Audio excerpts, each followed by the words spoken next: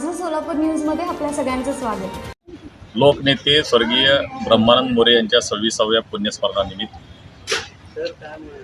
वीर तपस्वी कोटगी शिक्षण संकुलामध्ये 20 स्पर्शाला या ठिकाणी महाआरोग्य सर्वरोग निदान शिबिराचं आणि रक्तदान शिबिराचं आयोजन केलं. आणि या महाआरोग्य शिबिरामध्ये सर्व प्रकारच्या रुग्णांच्या तपासण्या आणि तपासणीनंतर जे रुग्ण पात्र ठरली त्यांच्या सर्जऱ्या असं करण्याचं नियोजन लोकनेते स्वर्गीय ब्रह्मानंद मोरे प्रतिष्ठान यांच्या वतीने करण्यात आलेलं आहे.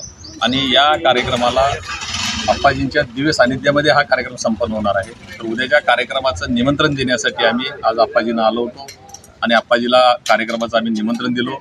आप्पाजी कार्यक्रमाला येण्याचं आम्हाला आशीर्वाद देण्याचं आत्ताच आश्वस्त केलेलं आहे. आणि हा कार्यक्रम आप्पाजींच्या सानिध्यात होत असल्यामुळं या आरोग्य शिबिराचं नंतर लोकनेते स्वर्गीय ब्रह्मानंद मोरे समाजसेवा प्रतिष्ठानची उंची निश्चितपणे वाढल्याशिवाय राहणार नाही. ही सेवा आम्ही इथल्या या भागातल्या कष्टकरी कामगार यांच्यापर्यंत ही सेवा पोहोचवणार आहे आणि सामान्य जनतेच्या एक आधार म्हणून यापुढेही प्रतिष्ठान काम करणार आहे. एवढंच मी आपल्याला या ठिकाणी सांगू इच्छितो. आणि या शिबिरामध्ये सर्वांनी उपस्थित राहावं.